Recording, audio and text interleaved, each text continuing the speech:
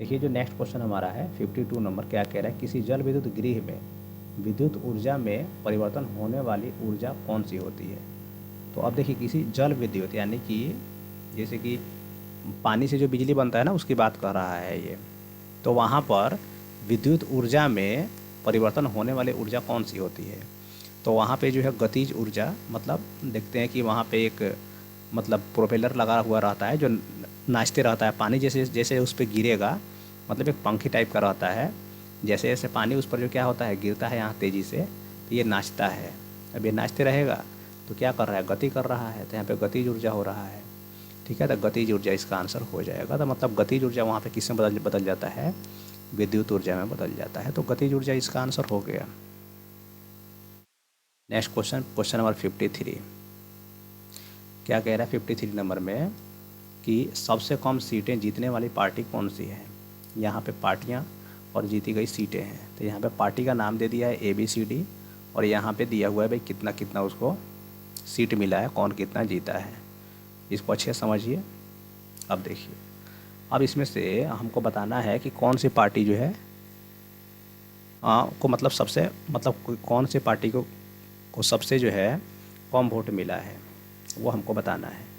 तो देखिए एक अगर आप वैल्यू इतना जोड़ते हैं टोटल, तो इस सबको जोड़िएगा तो ए का वैल्यू निकल जाएगा, इस सबको जोड़िएगा तो बी को कितना वोट मिला है वो निकल जाएगा, इस सबको जोड़िएगा तो सी का निकल जाएगा, और इस सबको जोड़िएगा तो डी का निकल जाएगा, है कि नहीं। तो अभी हाँ आपसे तो ये पूछा है ना कि भाई सबसे कम किसको वोट मिला है, तो देखने से ही कहाँ पता चल रहा है किसका वैल्यू सबसे कम आएगा। 1 7 3 11 इसी के कम आएगा ना सबसे। तो डी पार्टी जो है इसको सबसे कम वोट मिला है, डी इसका आंसर हो जाएगा। यहाँ पे आप देख सकते हैं डी आंसर दिया हुआ है ऑप्शन नंबर 1 में, तो ऑप्शन नंबर 1 इसका आंसर हो गया। ठीक है, चलिए नेक्स्ट क्वेश्चन को देखिए ज़रा ध्यान से। देखिए जो हमारा नेक्स्ट क्वेश्चन है 54 नंबर, क्या कह रहा है कि चीनी के मूल्य में 30% की वृद्धि हो जाती है। सीता को चीनी की खपत कितने % कम कर देनी होगी चाहिए कि उससे व्यय में कोई वृद्धि ना हो। तो देखिए कमी परसेंट का एक फार्मूला होता है। परसेंट जब हम पढ़ा रहे थे तो उसमें बताए थे आपको कि कमी परसेंट बराबर R/100 + R × 100 होता है। तो R/R माने रेट, क्या परसेंट वृद्धि हो रहा है 30%, बटा 100 + R, 100 में 30 को जोड़िएगा तो कितना हो जाएगा 130 हो जाएगा, और गुना जो है कितना लिखेंगे 100। यही फार्मूला होता है। जब भी यहाँ पे वृद्धि की बात कहता है ना तो 100 में क्या करते हैं जोड़ देते हैं, और जब कमी कहते हैं तो 100 में यहाँ नीचे घटा के लिखते हैं, जितना परसेंट दिया रहता है उतना ही परसेंट। ठीक है, एग्जैक्ट अगर इसका फार्मूला जानना चाहें कमी परसेंट का, तो इसका फार्मूला जो है होता है सीधे कमी परसेंट बराबर आप लिख सकते हैं R/100 + R गुना 100, ये इसका फार्मूला होता है। ठीक है, इसी पे हम इसको रखे हैं। अब सॉल्व कर लेंगे हमारा आंसर आ जाएगा। चलिए, तो 100 यहाँ कितना हो गया 300, अब बटा 13, इसको डिवाइड कर दीजिए तो 13 दूना 26 और 4 40, तो 13 तियाँ 39 और 1 40, 23.1/13, सॉरी यहाँ पे 4 लिखा गया है 13, 23.1/13% जो इसका आंसर हो जाएगा। ये 13 लिखे हुए हैं, यहाँ पे बगल में लिख देते हैं। तो 23.1/13% इसका आंसर हो जाएगा, जो ऑप्शन नंबर 1 में दिया है। तो ऑप्शन नंबर 1 आंसर हो गया। नेक्स्ट क्वेश्चन, नेक्स्ट क्वेश्चन क्या कह रहे हैं इसको ध्यान से आप देखें। बोल रहा है कि 160 मीटर लंबी ट्रेन 740 मीटर लंबे पुल को 40.5 सेकंड में पार करती है, तो ट्रेन की गति क्या है। ठीक है, अब जरा ध्यान से देखें। ट्रेन की हमको गति निकालनी है। एक तो आपको फार्मूला पता ही होगा, D/ST, ये सबको पता है। अब कहिएगा D/ST क्या है। D माने डिस्टेंस, S मतलब स्पीड, T मतलब टाइम। हिंदी में कहें तो दूरी बराबर 4 गुना समय। अब देखिए दूरी में हम क्या करते हैं, ट्रेन की जो लंबाई होती है उसको और जो पुल की लंबाई होती है उसको जोड़ देते हैं। तो यहाँ पे क्या करेंगे, हम दोनों को जोड़ देंगे तो 700 100 800 और 60 40 100 900। तो टोटल दूरी कितना हो जाएगा हमारे पास 900। स्पीड नहीं पता है तो ऐसे रहने दीजिए, लेकिन समय पता है 40.5, 40.5। अगर हम यहाँ से डेसिमल हटा लेते हैं तो एक जीरो नीचे आ जाएगा। और ठीक है, अभी इसको सॉल्व करते हैं। 5 से काट लेंगे तो 5 8 40, 5 एकम 5 और 5 दूना 10। तो एस स्पीड जो इसका हो जाएगा 900 दूना 1800 बटा 81 मीटर पर सेकेंड। बट आंसर ऐसा नहीं दिया होगा, वो दिया है किलोमीटर पर आवर में, तो इसको चेंज कर लेते हैं। देखिए यहाँ पे चेंज करते हैं तो 1800 बटा 81 को अगर आप चेंज करेंगे किस में, अगर आप इसको चेंज करते हैं किस में, किलोमीटर पर आवर में, तो 18 बटा 5 से आपको इसमें क्या करने होंगे, मल्टीप्लाई करने होंगे। एक सेकेंड, 81 आ रहा है।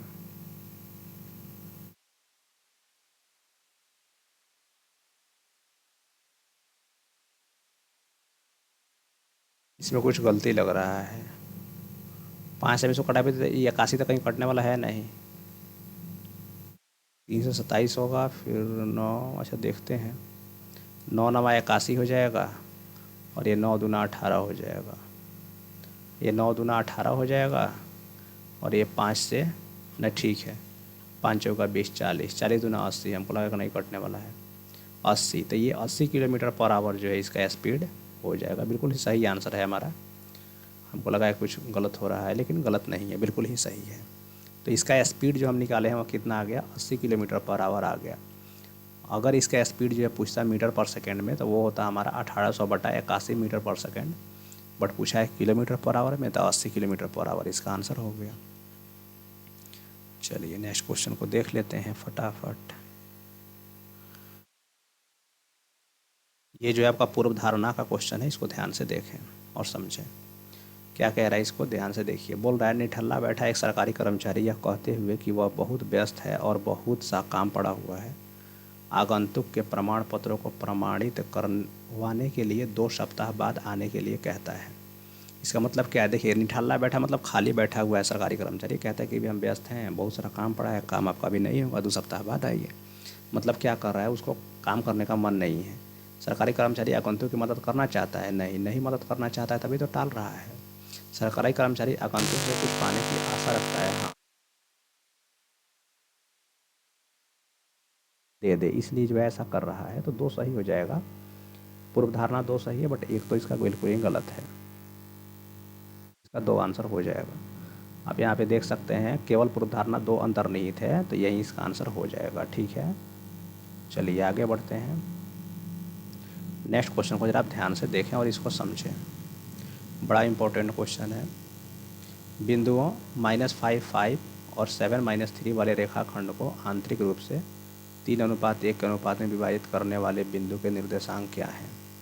अब जरा आप ध्यान से देखें, खाली इसको समझने की देरी है। एक बार अगर आप समझ जाते हैं फिर कोई दिक्कत नहीं आएगी। जैसे कि मान लीजिए यहाँ पे हमने 2 बिंदु ले लिया है, ठीक है। यहाँ पर हम मान लेते हैं कि बिंदु ए है जिसका निर्देशांक दिया है -5 और 5, और यहाँ पे बिंदु बी दिया हुआ है जिसका निर्देशांक है 7 और -3, और यहाँ पे जो बीच में लिखा हुआ है सी मान लेते हैं हम बीच में। तो इसके बारे में तो हमको नहीं मालूम है। अब अगर ये सी है तो इसका निर्देशांक नहीं है, तो हम इसको XY मान लेते हैं, ठीक है। इसको क्या मान लेते हैं हम, XY मान लेते हैं। और ये जो पहला है ये X1 हो जाएगा, दूसरा X2 हो जाएगा। ये क्या हो जाएगा आपका, सॉरी, ये X1 हो जाएगा, ये Y1 हो जाएगा, X2 हो जाएगा, Y2 हो जाएगा, ठीक है। इसके नीचे आप लिख सकते हैं ये क्या है, X1 Y1, ये X2 Y2, आसानी से समझ में आ जाएगा। अब यहाँ से इस X का आपसे वैल्यू पूछा गया, अच्छा इसको 3:1 में बांट रहा है, ठीक है। इसको 3:1 में बांट दिया, तो आपसे XY का वैल्यू पूछ रहा है। तो यहाँ से हम X निकालने का एक फार्मूला होता है, क्या फार्मूला होता है कि अब ज़रा ध्यान से देखें। ये 3 की जगह पर अगर मान लीजिए यहाँ पे M रहता और 1 की जगह पर N रहता, अभी मतलब देखिए, पहले फार्मूला को समझ लीजिए, फिर क्वेश्चन को बनाना बहुत ही ईजी है। ये नंबर नहीं दिया रहता, ये दोनों, ये भी नंबर नहीं दिया रहता, तो फार्मूला क्या बनता, X1 Y1 है, X2 Y2 है, और MN में इसको विभाजित कर रहा है, तो ऐसा फार्मूला बनता है MX2 प्लस NX1 बटा M प्लस N। ये हो गया x का। तो अब इस पर रख लीजिए, आपका आंसर आ जाएगा। आप देखिए m की जगह पर क्या दिया हुआ है 3, n की जगह पर क्या दिया हुआ है 1, तो m की जगह पर हम रखेंगे यहाँ पे 3 गुना x2, तो ये तो x1 है और x2 यहाँ पर है 7, तो यहाँ पे 7 रखिए। ठीक है, n का मान 1 है तो हम 1 रखेंगे, गुना x1 का वैल्यू कितना है -5, तो हम यहाँ -5 रखेंगे। अब बटा m प्लस n है तो 3 + 1 कर देंगे। अब सॉल्व कर लीजिए, तो ये 3 × 7 = 21 और 5 × 1 = 5, तो 3 × 7 = 21 में से 5 जाएगा, कितना बचेगा 16/4, यानी कि 16/4 का मतलब क्या हो गया 4। तो x का मान तो हमारा कितना आ गया 4 आ गया। अब आप इतना से भी इसका आंसर मार सकते हैं, अगर एक ही जगह x का मान 4 दिया होगा तो ज़्यादा आपको निकालने की ज़रूरत नहीं पड़ेगी। देखिए चारों ऑप्शन में से x का वैल्यू जो है एक ही जगह 4 दिया हुआ है। देखिए यहाँ x का मान -2 है तो ये होगा नहीं, यहाँ 5/2 है, यहाँ 1 है, तो तीनों होगा नहीं, और यहाँ पे देखिए x का मान 4 दिया है, तो सिर्फ x का मान निकालने से ही हमारा आंसर आ गया, तो हमें y का मान निकालने की ज़रूरत नहीं है। हालांकि अगर y का मान निकालने की ज़रूरत होती तो हम फार्मूला लगाते, y बराबर सब चीज़ वहीं रहता, यहाँ पर x की जगह पे क्या हो जाता, खाली y हो जाता, बाकी सब चीज़ वहीं रहता, फिर आपका आंसर आसानी से आ जाता। तो यहाँ x का मान ही निकालने से आंसर आ गया, तो आपको आगे कुछ सोचने की ज़रूरत नहीं, क्योंकि आप कॉम्पिटिशन एग्ज़ाम दे रहे हैं, मैट्रिक का नहीं दे रहे हैं कि पूरे आपको दिखाने हैं। चलिए अब नेक्स्ट क्वेश्चन हमारा क्या कह रहा है कि 1 मार्च 2020 को कौन सा दिन था होगा। ठीक है भाई, 1 मार्च 2020 को कौन सा दिन होगा, निकालने के लिए फार्मूला होता है RD बराबर रिक्वायर्ड डेज बराबर LTDY प्लस CQ प्लस MC प्लस डेट बटा 7। ये थ्योरी के माध्यम से हम बता रहे हैं, ये मेथड है। अगर आप इससे क्वेश्चन को सॉल्व कर रहे हैं तो कभी गलत होने की संभावना नहीं रहेगी और एकदम सटीक आंसर आएगा। बट इसके लिए आपको कुछ चीज़ें याद करनी होंगी, ये पूरा तो अभी नहीं बता पाएंगे, बट शॉर्ट में आपको सारी चीज़ समझा देते हैं, आप ध्यान से देखें। LTDY क्या है, लास्ट 2 या 3 डिजिट ऑफ ईयर है। तो 2 ईयर कब लेते हैं, जब 2 ईयर से नीचे हो, और जब 2 ईयर से ऊपर रहेगा तो आपको 3 ईयर लेने, मतलब 3 डिजिट लेने हैं। तब यहाँ से हम लास्ट का 3 डिजिट लेते हैं, तो 0 2 0 लेंगे तो 2 ये डिजिट बनेगा, तो यहाँ पर 1 मानने होंगे आपको, तो 120 हो गया। अब इसमें क्या करना है आपको, सीक्वेंस निकालने के लिए 4 से भाग करने होंगे। 4 से भाग करेंगे तो 30 आ जाएगा। सीक्वेंस मैंने कंप्लीट क्वांटिएंट होता है, क्वेशिएंट होता है, कंप्लीट क्वेशिएंट। MC मंथ कोड, कौन सा मंथ है, मार्च है, तो इसका कोड क्या होता है, जनरल ईयर का कोड होता है 0350, सॉरी 0340 250 36,146।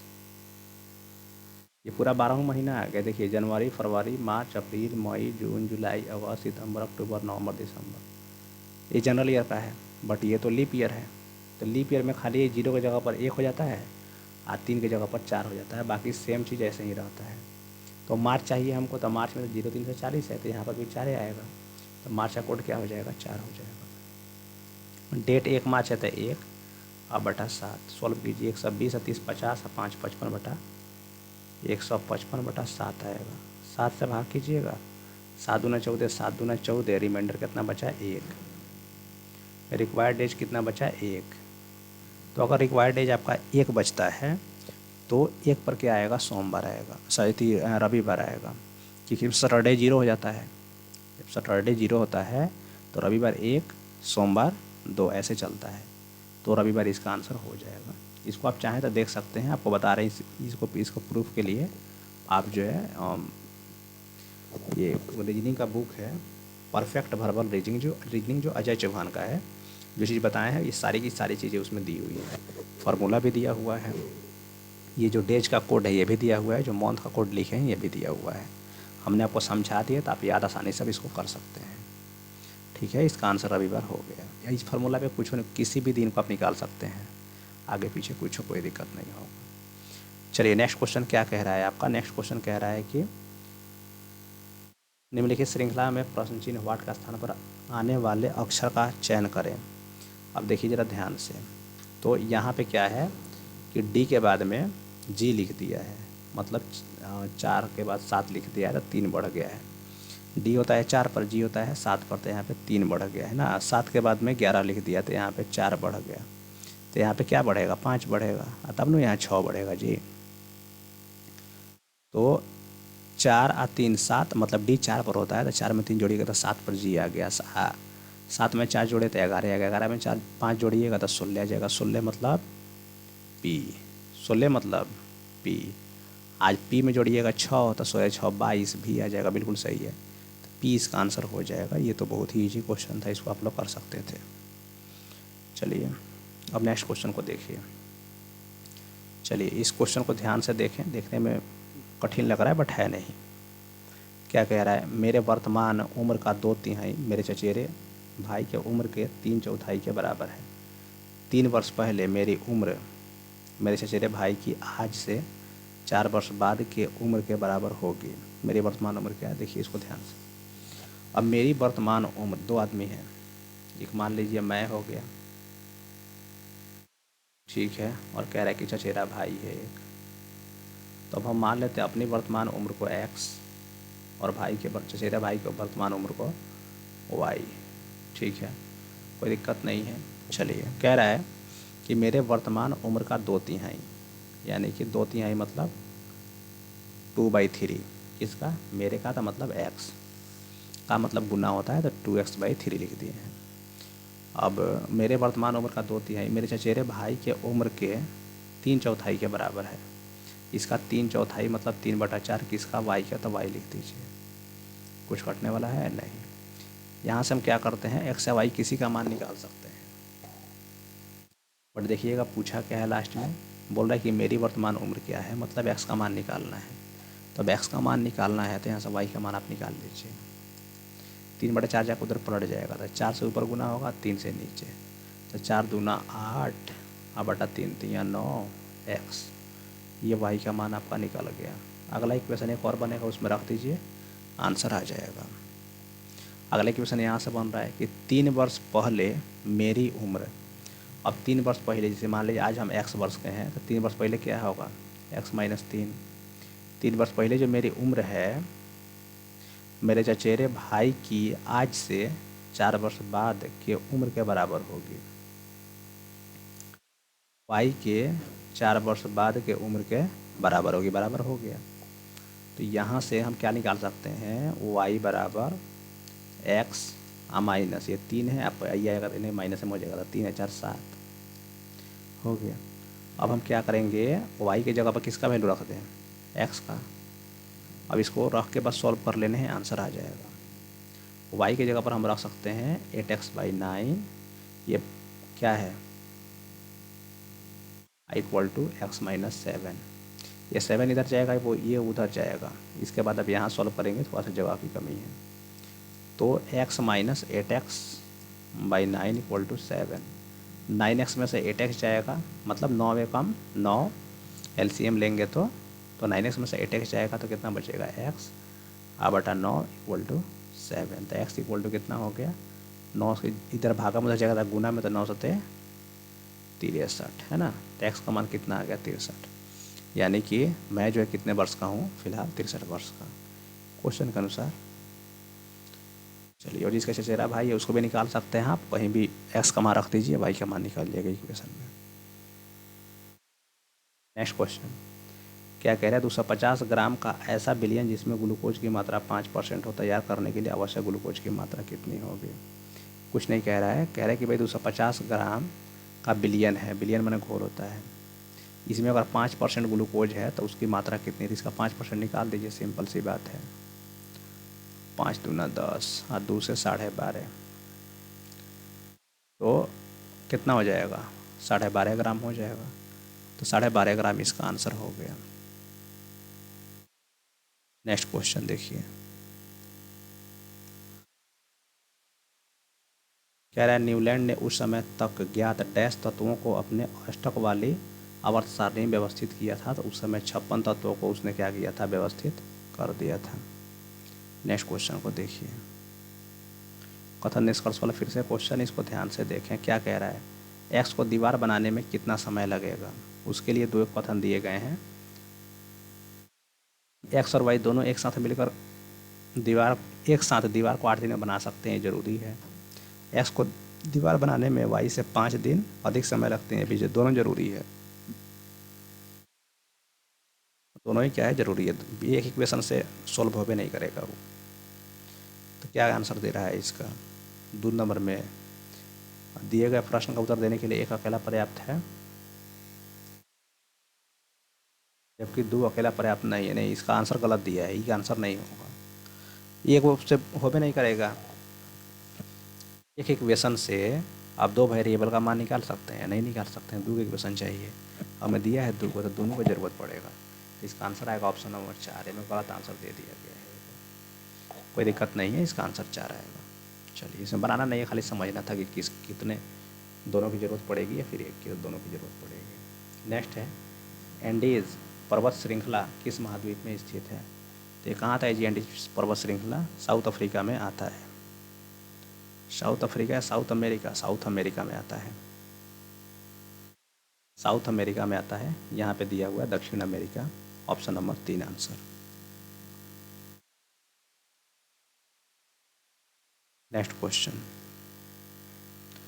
65 क्या कह रहे हैं, जरा ध्यान से आप देखें। एक त्रिभुज का आधार उसके बराबर क्षेत्रफल वाले समानांतर चतुर्भुज के आधार के 1/3 है।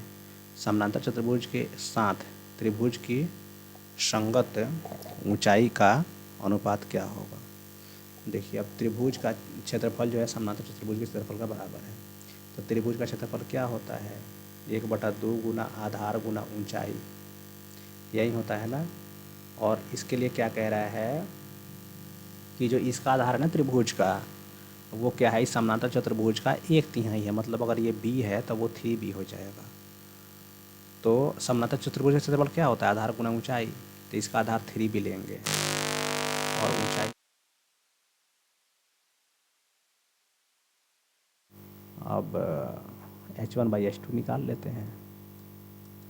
3 इधर यहीं पे रहेगा, 2 भागा में जाएगा तो गुना में, और नीचे 1, तो 3 दूना 6/1, h1/h2 इक्वल टू 6/1, यानी कि 6:1 इसका आंसर हो जाएगा, ऑप्शन नंबर 4 में दिया हुआ है।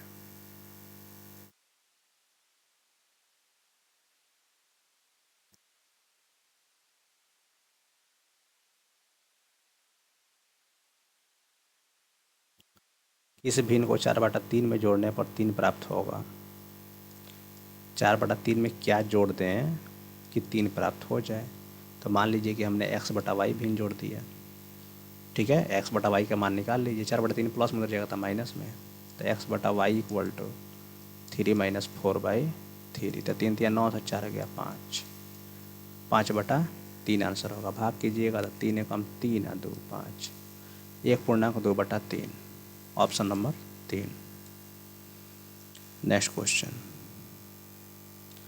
ये जो है 2018 का करंट का क्वेश्चन है, जो आपके एग्जाम में नहीं आएगा, आप इसको पढ़ें ही मत, देखते ही छोड़ दीजिए, क्योंकि आप प्रीवियस का क्वेश्चन सॉल्व कर रहे हैं, उसमें आप फालतू चीज़ें बिल्कुल ना पढ़ें। चलिए, नेक्स्ट क्वेश्चन क्या कह रहा है, हालांकि वर्तमान समय में आधुनिक चिकित्सा सुविधाएं उपलब्ध हैं, फिर भी भारत में बाल मृत्यु दर अधिक है। इसका क्या कारण है कि चिकित्सा वैज्ञानिकों को जिंदगियां बचाने के लिए अपना काम छोड़ने और डॉक्टरों के रूप में कार्य करने के लिए कहा जाना चाहिए। देखिए, ये बिल्कुल ही गलत बात है भाई। चिकित्सा वैज्ञानिक है, वो नया नया दवा खोज करता है, उससे छोड़ कर कहेंगे नहीं तुम डॉक्टरी करो, तब तो और चौपट हो जाएगा ना ये थी स्वास्थ्य मतलब व्यवस्था जो है और चौपट हो जाएगा। तो ये तो बिल्कुल नहीं करने हैं हमको। कह रहे हैं कि बाल मृत्यु दर कम करने के लिए सरकार को प्रयास, बिल्कुल सरकार को प्रयास करने चाहिए, ये बात सही है। बट वैज्ञानिक को कहा जाए कि नहीं तो भाई काम अपना छोड़कर, रिसर्च छोड़ के चलो तुम डॉक्टर का काम करो, तब तो जो चाहा है वहीं पे रुक जाएगा ना, फिर आगे कोई बीमारी अगर आएगा तो उसका इलाज ही नहीं हो पाएगा। तो वो 1 नंबर गलत हो गया, 2 नंबर सही हो गया। चलिए, यहाँ पे आप देख सकते हैं केवल 2 निष्कर्ष सही है। नेक्स्ट क्वेश्चन क्या कह रहे हैं, इसको ध्यान से आप देखें। कह रहा है कि यहाँ पे एक सीक्वेंस दिया हुआ है, क्रम का उपयोग करते हुए निम्न व्यंजक में रिक्त स्थान को भर लीजिए। तो $A और फिर वाट और फिर जी है। तो ये यहाँ पर है, डॉलर यहाँ पर है, डी यहाँ पर है और जी यहाँ पर। इन दोनों यानी कि बीच में क्या आएगा, तो देखिए ए के बाद में डॉलर लिखा है तो 2 को अंक छोड़ दिया, डॉलर के बाद में डी लिखा है तो 2 को, मतलब अंक नहीं कहेंगे, अक्षर या सिंबल कह सकते हैं। तो यहाँ अक्षर छोड़ा, यहाँ सिंबल छोड़ा। तो डी के बाद में 2 को आप लेटर छोड़िएगा तो क्या आएगा, डॉलर आएगा। तो डॉलर इसका आंसर हो गया। ठीक है, चलिए ऑप्शन नंबर 1 में दिया है, ऑप्शन नंबर 1 इसका आंसर हो जाएगा। इसके आगे आप मिलाएंगे तो डॉलर के बाद 2 वही छोड़िएगा तो जी आ जाएगा। तो जी देवे किया है, दिखा दिया है, तो आगे सोचने की ज़रूरत नहीं है। चलिए 17 नंबर क्वेश्चन को भाई आप लोग खुद से सॉल्व कर लीजिए। इसमें क्या है देखिए, इसमें कैसे सॉल्व करना है इसको जरा आप ध्यान से एक बार देख लें, खाली समझ लें। आप पहले एक बार कहीं से ब्रैकेट वाले के अंदर का काम करें, एक बार इतना काम करने होंगे आपको, एक बार इतना काम करने होंगे और ये भागा का भागा में जाएगा। जैसे देखिए कैसे सॉल्व करते हैं, इसको ध्यान से आप समझें। ये देखिए, ये 63 में से करना है क्या चीज़, -3 और -3 तो माइनस माइनस प्लस हो जाएगा। 63 दिन कितना हो जाएगा, 66 हो जाएगा। यहाँ पे देखिएगा तो ये हो जाएगा आपका -2 और 3 5, मैंने -2 8 10 और 3 13। यहाँ पे कुछ नहीं दिया, मतलब गुना है 13 और भागा ये 3 है और यहाँ गुना आ जाएगा 6 और 2 कम 2 हो जाएगा, माइनस माइनस प्लस, तो 6 व 2 8 हो जाएगा। कुछ गलत तो कर दिए लग रहा है।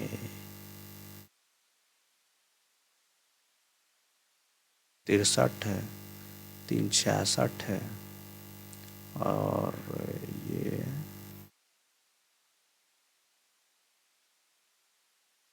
8 2 10 और 3 13। यहाँ कुछ सिंबल लग रहा है, रहना चाहिए था, क्योंकि ऐसे करेंगे तब तो एक आने वाला है ही नहीं। भागा 3 है,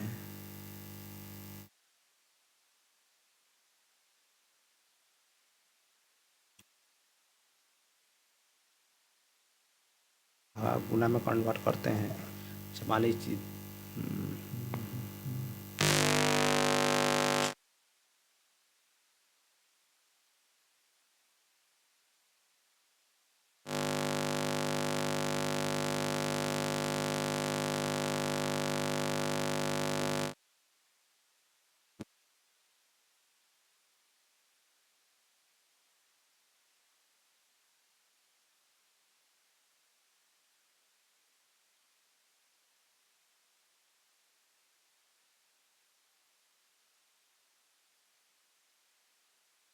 कह रहे कौन सी घोल बिजली का चालक नहीं है। देखिए कौन सा घोल जो है बिजली का चालक नहीं है। कार्बनिक यौगिक होते हैं ना, उसमें बिजली का विद्युत जो है का चालन नहीं होता,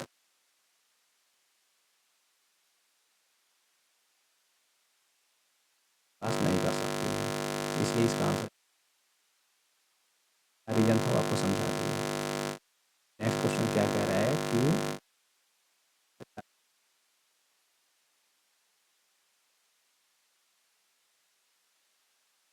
रस्किन बॉन्ड इसका आंसर हो जाए।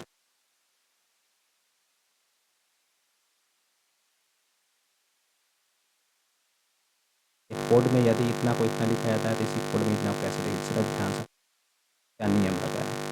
एक चीज़ अगर आप ध्यान से देखें तो इसमें जितना लेटर है ना वो सारा लेटर यहाँ पर हमको दिख रहा है। ये से स्टार्ट किए थे, ये जे में कहाँ है, देखिए ये जे यहाँ से स्टार्ट हुआ, यहाँ से ऐसे लिख दिया है AJYKS। देखिए AJYKS आपका खत्म, यहाँ से फिर JGNIKC, तो GIKC ऐसे इसमें जाना है आगे, इसमें चलना है एन से पीछे से। समझ में आया, चलिए तो यहाँ चल दीजिए, आधा पहले बांट दीजिए इसको। तो करेंगे हम, तो PAC और फिर है ना S।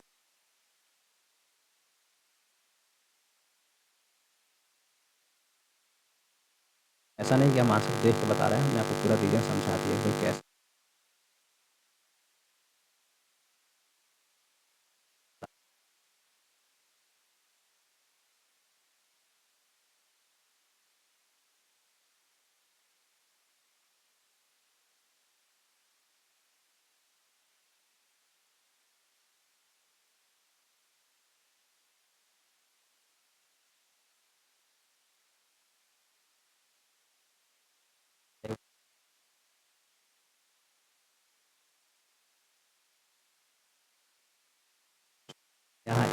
दो, एक दो, दो का दो फिर यहाँ एक और फिर दो, एक आ रहा है, और 7 10 4 14 3 17 हो गया।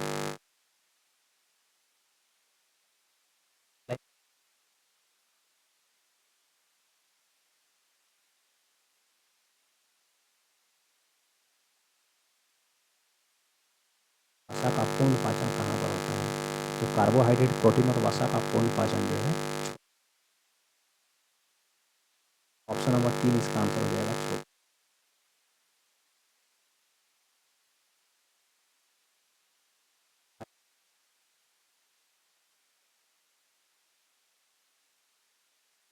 सब्जेक्ट के सभी क्वेश्चंस को उम्मीद कर सारे क्वेश्चन को समझ गए होंगे और बढ़िया